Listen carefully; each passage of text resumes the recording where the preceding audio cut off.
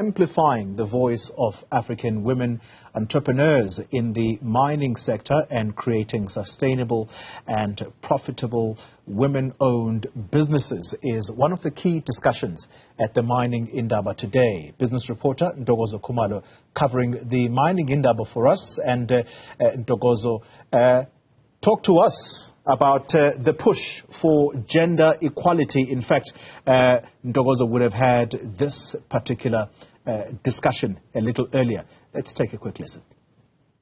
Well, gender equality has been on the mining industry's agenda for a couple of years now, even though it's faced some obstacles here and there. I am now joined by Kerusha Pillay, who is on an advisory board member for WIMBIZ South Africa. Thank you so much for your time. Can you tell us about the progress the mining industry is making in really welcoming more women into the industry, and what some of the obstacles and challenges that still remain?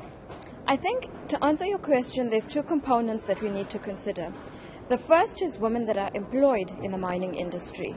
Now, in that regard, there has been, according to McKinsey's latest report, an improvement in women in the C-suite of the mining industry, because usually we find that there are more than enough women right at the entry level, but as they progress to a higher level, we see less and less women. So the current statistics say that internationally there's about a 12% of women that are in the C-suite in mining companies, which is fantastic. The other thing is that there are a lot of identifiable areas where these mining companies have facilitated programs to assist women to progress. So, for example, there are leadership programs. There's also very important programs on diversity, equity, and inclusion, not just with the women, but with the entire workforce.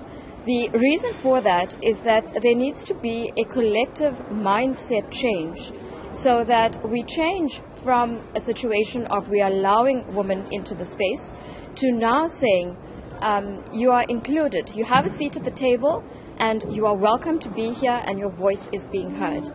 And we've heard through the last day or so the importance of dealing with the energy crisis.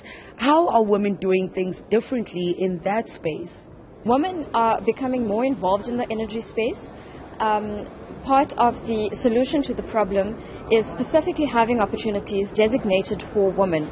As we know, for example, in the mining industry, which is quite importantly affected by the energy crisis, we have very good legislation which promotes access to women accessing opportunities. There is also a gender ministerial committee. It's the Energy Empowerment Committee. I apologize for the wrong terminology. But it is a committee that is spearheaded by the Minister of Energy and Mineral Resources, and it has representatives. And I was very pleased to see that, firstly, there are quite a lot of women that are part of that interministerial committee. The second thing is that there is fantastic representation in actual procurement for women in the energy space.